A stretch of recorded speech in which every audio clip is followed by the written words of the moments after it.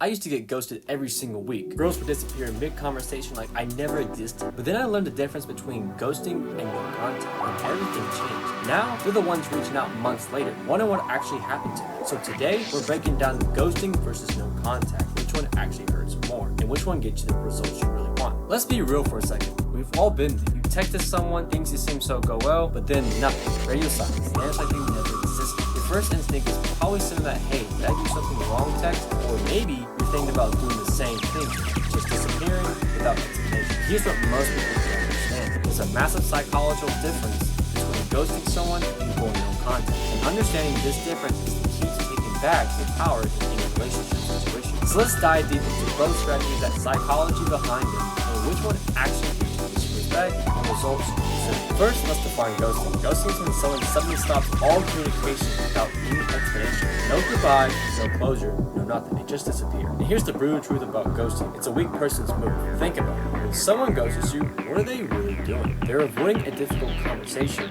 because they don't know what to deal with you, emotions, or potentially a confrontation. They're hoping you just get the hint and leave them alone. But here's the twist. Ghosters often want you to chase them and get an ego boost, knowing you're sitting there wondering what went wrong.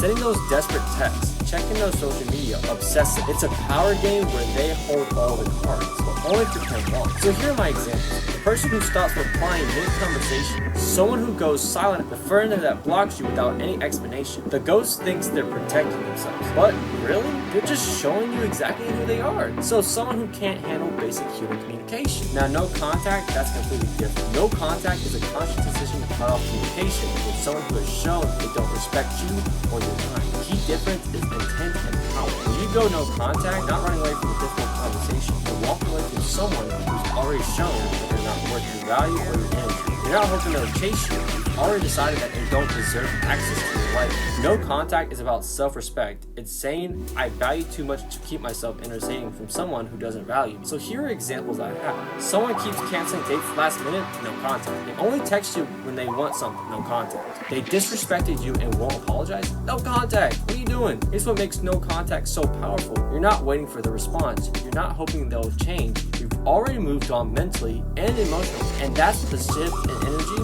People can feel it when you truly don't need someone's validation. They start questioning why they don't have your attention. So which one hurts more? Here's where it gets interesting. Ghosting stings in the moment. It creates confusion, self-doubt, and awful feeling of being left in limbo. But here's the thing that most people initially figure out: they were ghosted and moved on. But no contact, that's a different. No contact haunts people. Why? Because when you go no contact, you're not giving them the satisfaction of seeing you hurt. You're not giving the power trip of knowing that they affected you. Instead, you're showing them something way more powerful, that they're not simply enough important to warrant your energy. So my personal insight is, just think about it from their perspective. When someone ghosts you and you start chasing them, they feel in control. But when you go no contact on someone who is treating you poorly, they start wondering, wait, why aren't they fighting me for me? Do they actually not care as much as I thought? What are they doing that's more important than me? That's when the panic sets in. That's when they start reaching out months later with those, hey, how you been texts? Because deep down, they know the truth. They lost someone who actually had standards. So which strategy actually works better? Here's my tip. Ghosting might give you temporary satisfaction, but it ultimately makes you look weak and immature. Plus, you're still thinking about them every time you actively choose not to respond. No contact, when done right, is infinitely more powerful because, one, it's about your standards, not their behavior. You're not reacting to what they did. You're practically protecting your energy. Two, it creates genuine mystery. Unlike ghosting, when your intentions are usually obvious, no contact makes them wonder if you're genuinely moved on. Three, it builds your character. Every time you choose self-respect over drama, you become stronger. Four, it attracts better people when you stop accepting scraps.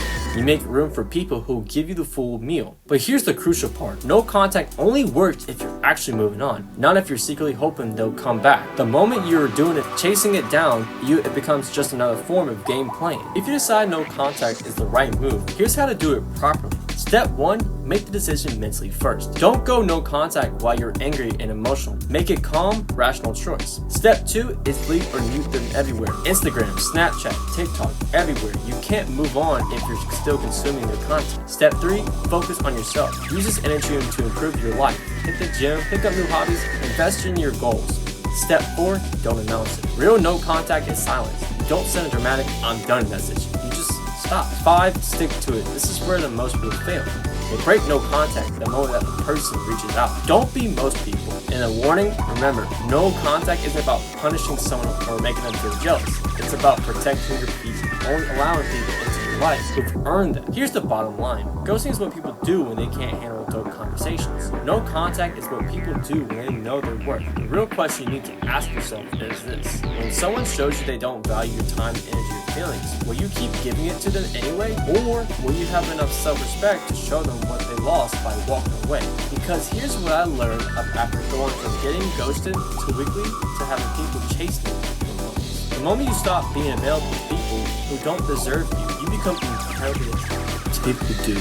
Your time and energy are the most valuable things you own.